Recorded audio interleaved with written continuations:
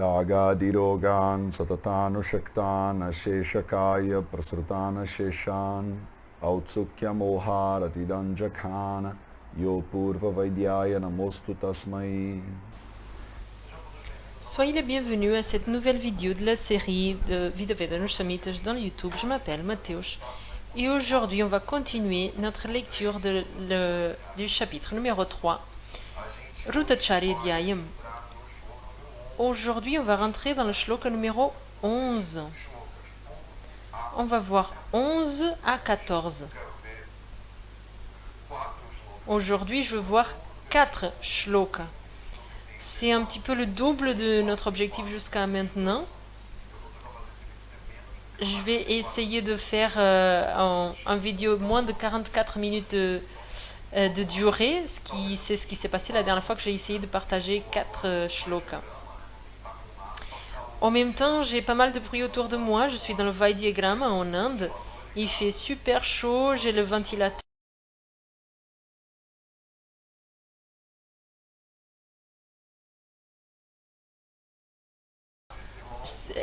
À 5 mètres de moi, il y a un Goshala, c'est l'endroit où il y a les vaches à côté, donc il y a pas mal de bruit. J'espère que ça perturbe pas trop la vidéo.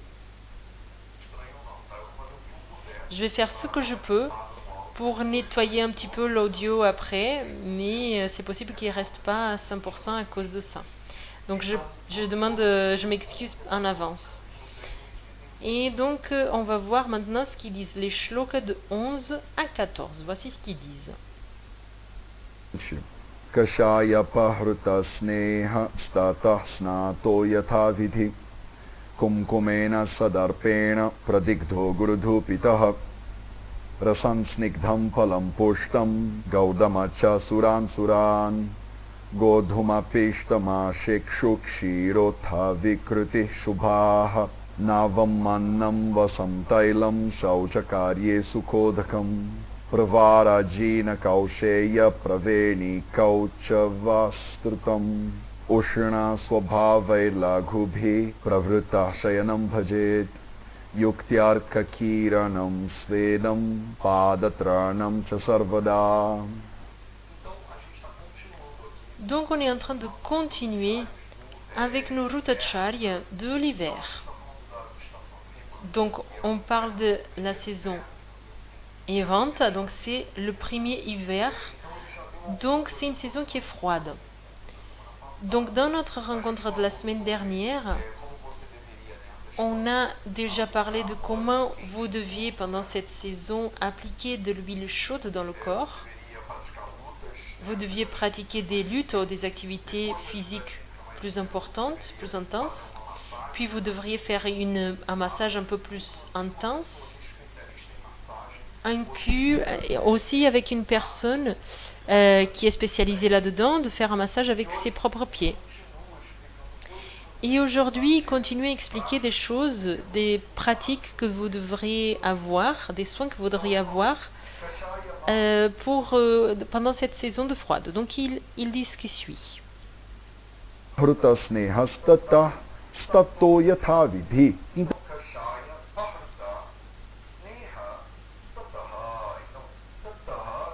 Tataha, c'est continuant ce qu'on était en train de parler. Vous deviez enlever ce sneha, cette huile de votre corps, avec kashaya, avec une infusion d'herbes comme un bain d'herbe, avec un bain d'herbe avec des propriétés astringentes. Snataha, donc vous devez baigner votre corps avec ce bain de plantes astringentes. Yatavidi, de façon appropriée, pour que vous puissiez enlever l'huile. Donc vous voyez, l'huile, il ne reste pas dans le corps. Vous le mettez dans le corps, mais après vous l'enlevez. Il y a plusieurs façons d'enlever l'huile du corps. Et une de ces façons, c'est de faire justement ce bain avec des plantes qui sont astringentes.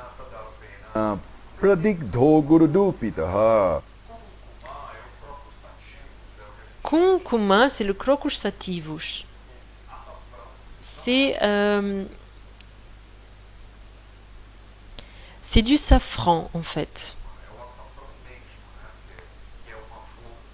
C'est une petite fleur qu'on appelle crocus. On prend le milieu et on fait une petite poudre avec ça.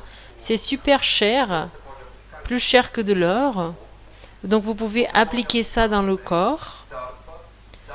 Vous pouvez aussi appliquer darpa.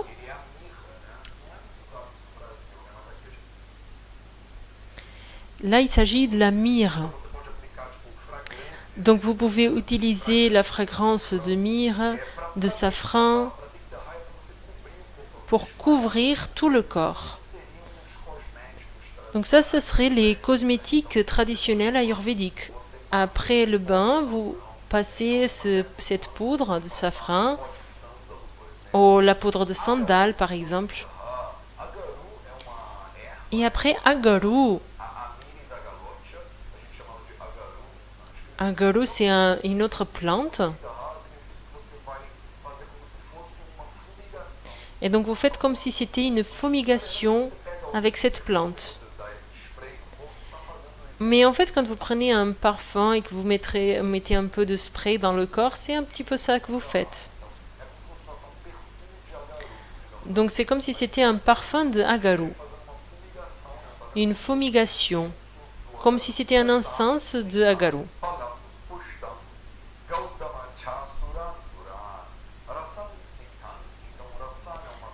Rasan, c'est une soupe. Spécifiquement, on utilise ce mot pour parler d'une soupe de viande. Snigdam, elle doit être onctueuse, huileuse. Donc, pour comprendre mieux, quand on parle de rasan snigdam, c'est comme si on parlait d'une soupe de viande avec du ghee dedans. C'est une modalité de rasan snigdam. On est ici on est déjà en train de répondre ici dans le 3e chapitre à cette question que tout le monde fait sur est-ce que l'Ayurveda est végane ou végétarienne. Et là, c'est très clair que non. On voit direct dans le 3e chapitre, dans le Rutacharya, que dans l'hiver, c'est conseillé une petite soupe de viande avec un peu de gras dedans. Et s'il reste une doute quelconque, il dit palam pushtam. Pushtam, en fait, c'est un animal qui est fort. Et palam, c'est la viande de cet animal. Donc vous devez manger la viande d'animaux qui sont en bonne santé, qui sont forts. Est-ce que vous avez entendu la vache? Elle vient de parler à côté.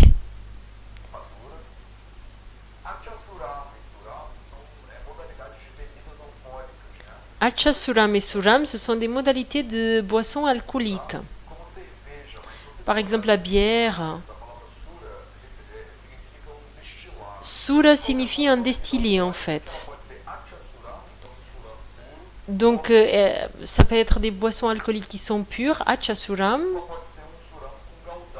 Ça peut être un suram avec gaudam, qui est une boisson alcoolique avec un peu de, on va dire, un peu de sucre complet, rapadura.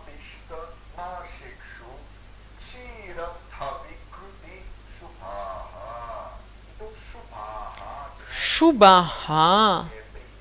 C'est quelque chose qui est brillant, qui donne de la lumière, qui est lumineuse. Ici, il dit clairement que c'est quelque chose qui est bon, qui est agréable. Godum, c'est le blé. Pishta, c'est une préparation avec ce godum. Une préparation à base de farine de blé. Ce sont des choses qui, normalement, sont très lourdes pour la digestion, mais du coup, pendant l'hiver, elles nourrissent, donc elles sont recommandées. Ekshu, c'est le sucre de la canne. Et Kshiro, c'est le lait et les produits laitiers en général. Vassam Tailam, Shauchakarye, Sukodakam. Então, Navam, Annam, Anna significa comida. Nava Annam, donc c'est la nourriture fraîche. Annam, c'est nourriture. Nava, c'est frais. Donc vous devez manger la nourriture qui est fraîche. Certaines traductions utilisent le mot Annam, qui signifie littéralement le repas, hein, l'aliment. Et des fois, ils utilisent ça pour parler de nourriture qui sont spécifiques. Par exemple, maïs. Par exemple, ils disent maïs qui vient d'être cueilli.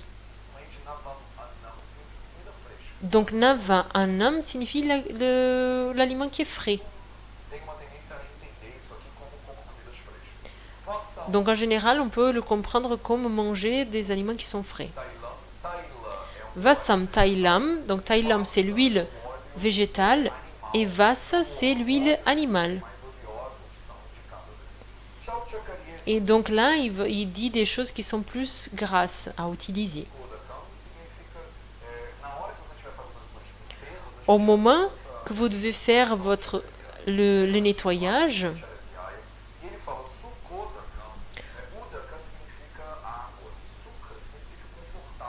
Sukodakam, donc c'est confortable. On a le mot eau, de l'eau, et on a le mot confortable. Utilisez une eau qui est confortable. Ça ne fait pas beaucoup de sens en dehors du contexte.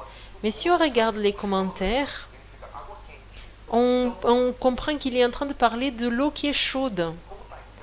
Et comme il fait froid, comme on parle de l'hiver, on devrait utiliser une huile qui est réchauffée, qui est chaude, au moment de faire l'hygiène personnelle. C'est intéressant, n'est-ce pas? Vous êtes dans le froid et l'eau chaude, elle va être plus confortable.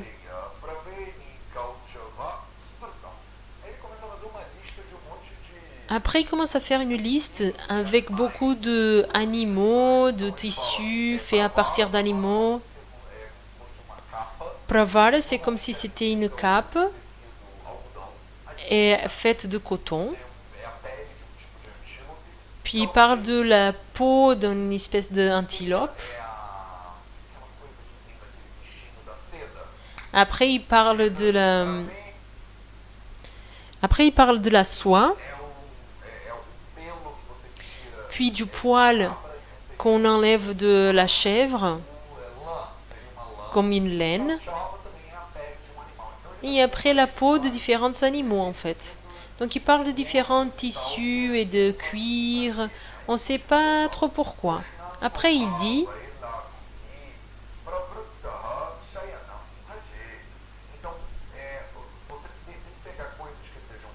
Donc, vous devez prendre des choses qui sont ushna, chaud, lagu, léger, de leur propre nature. Donc ces tissus dont on a parlé, ils doivent être légers mais chauds en même temps. Pravrataham, vous devez vous couvrir quand vous faites shayanam, quand vous allez dormir, quand vous allez vous reposer. Donc vous devez couvrir votre corps et votre lit avec ces tissus-là. La laine, le coton, les peaux d'animaux. Donc il est en train de nous dire comment on doit protéger notre corps pour éviter le froid.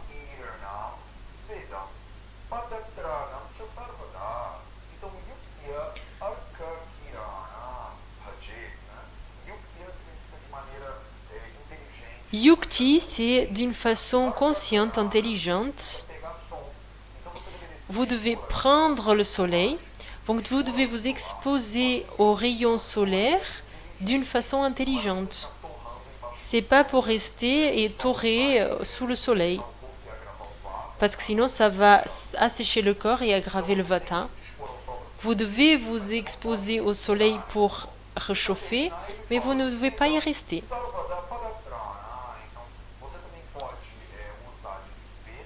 Et après, il dit que vous pouvez utiliser Svedo, c'est des thérapies de transpiration. Et vous devez aussi couvrir vos pieds avec des chaussures. Vous ne devez pas laisser les pieds nus parce que ça vous fait perdre la chaleur. Donc j'ai fait un petit peu plus rapide que le normal parce que en fait c'est ce que je veux. Je veux accélérer un petit peu notre rythme. Ça c'est la vitesse que je veux bien. Dites-moi dans les commentaires si ça va vraiment trop vite, si je devrais couper un peu plus. Mais en fait, c'est plus lent je fais, plus de temps ça va prendre. Alors que si je vais un peu plus rapidement, on va accélérer un peu plus. Donc j'essaye de trouver le milieu terme pour ne pas prendre 150 années à finir cette formation. Moi, j'aimerais bien être vivant pour finir cette lecture. Donc je dois quand même accélérer petit à petit. Mais je suis dépendant de la compréhension que vous avez. Donc j'ai besoin de votre retour. Donc tenez-moi au courant si c'était un peu trop rapide et dans les prochains shlokas, je ralentis encore. Donc là, je vais essayer de faire quand même un peu plus rapide. Il y a beaucoup de choses ici dans le Ruta Chalediyam que ce sera des listes, un peu comme on a fait aujourd'hui. Il n'y a pas tellement de concepts intéressants à voir. Donc on peut voir un peu plus rapidement. C'est plus des exemples de ce que vous pourriez faire. Ce n'est pas des obligations. C'est pas que vous devez prendre la soupe de viande avec du ghee. C'est juste un exemple. Mais c'est juste un exemple qui nous permet de comprendre à travers notre corps qu'est-ce qui se passe. Donc on peut traduire ça par qu'est-ce qu'on peut faire pour réchauffer notre corps pendant l'hiver. Il y a d'autres alternatives. Et donc maintenant, on va avoir notre petit minute de sanskrit. On va voir un mot qui en fait est composé de plusieurs mots. Et donc ça, c'est un samas, quand on utilise plusieurs mots et qu'on rejoint plusieurs mots pour faire un seul mot. Et donc ce seul mot, il va avoir une signification qui est spéciale. Et donc le samas qu'on va voir aujourd'hui est Uyuktyarka Kiranan.